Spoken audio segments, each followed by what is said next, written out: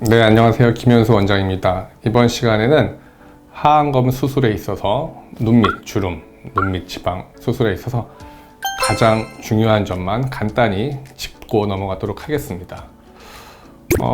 제 친구 성형외과 전문의 원장이 최근에 눈 수술을 받았어요. 그런데 저희가 눈 수술을 하면 절개도 있고 비절개도 있고 여러 가지 방법이 있거든요. 그런데 성형외과 의사 본인이 막상 수술을 받게 되면 굉장히 많은 고민을 하게 됩니다. 물론 이제 저처럼 나이가 있으니까 피부에 처짐이 있겠죠. 그런데 비절개로 수술을 받았어요. 왜 그랬을까요? 아마도 우리 마음속에는 가장 기본적으로 수술한 티가 안 났으면 좋겠다는 그런 강한 두려움, 가능하면 자연스럽고 그런 효과를 원하는 게 있어서 아마 그 친구도 그렇게 수술을 받은 것 같은데요. 눈밑 수술을 선택하시는 분들에게도 똑같은 고민이 있을 겁니다. 저 역시도 제가 나중에 눈 밑을 수술한다면 어떤 방법으로 수술을 받게 될지 궁금하긴 한데요.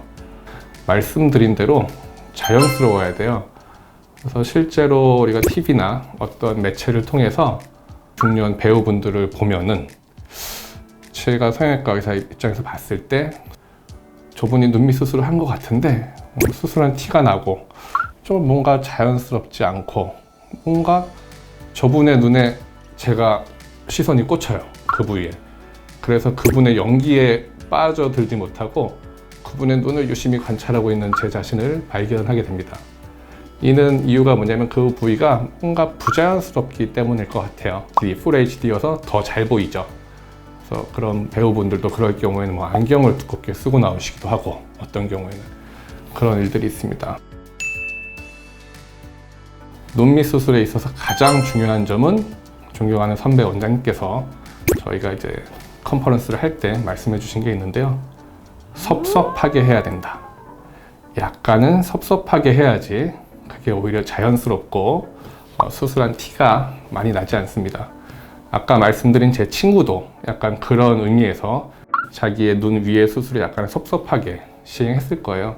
제가 만약에 제 눈 밑 수술을 받게 되면 저는 이렇게 과하게 100점짜리를 하려다가 약간 이렇게 뒤집어지는 것보다는 80점짜리 수술을 하되 굉장히 자연스럽고 티가 안 나는 수술을 시도할 것 같습니다.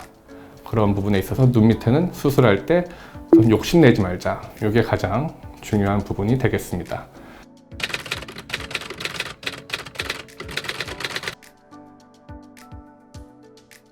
자, 그래서 첫 번째, 이게 가장 두려우신데 이게 생기는 이유가 여러 가지가 있습니다.